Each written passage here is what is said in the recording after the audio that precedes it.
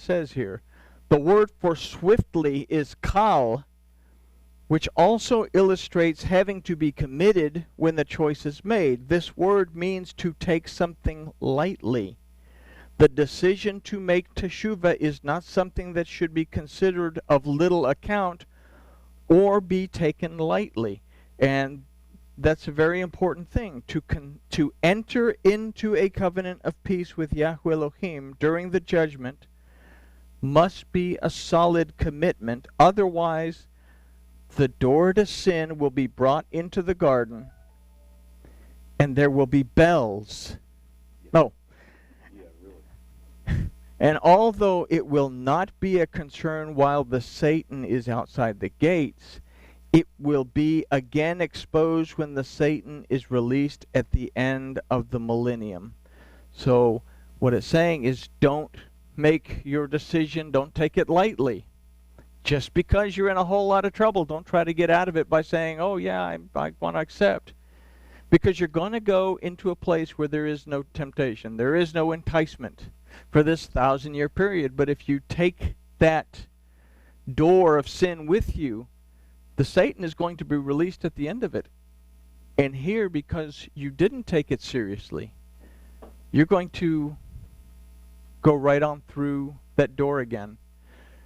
Yahusha said it's better to enter into the world to come without an eye or without a hand than to enter whole and fall again. Basically, I'm paraphrasing what he said. So I made a mark this time so I know where to go back to. Or was that the mark, or was that another? The word for speedily is mechera, that aside from speedily also means to be swift and to make or to move promptly. And the root of this word is mahar, that means to be anxious and to be fearful. So the overall idea is that a choice will have to be made, and it will have to be made quickly.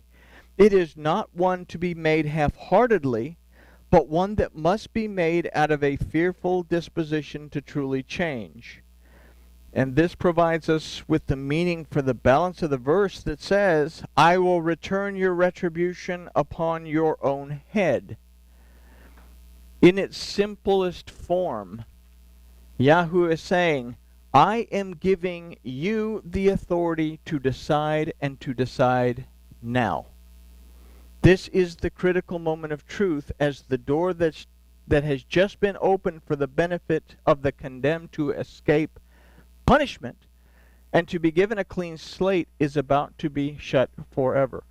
As we say, as soon as the shofar blasts at the end of Yom Kippur, that's it. There's no more pleading because the judgment begins. So we're going to continue the punishment phase in the next study, as it's beyond the scope of the time allotted in this study. But considering what we've discussed in this study, would it not be best to begin to make the right choices now, so that if, Elohim forbid, any of us are found in the judgment outside of the gate, we're not making hasty and ill-informed decisions? And again, goes back to the same question.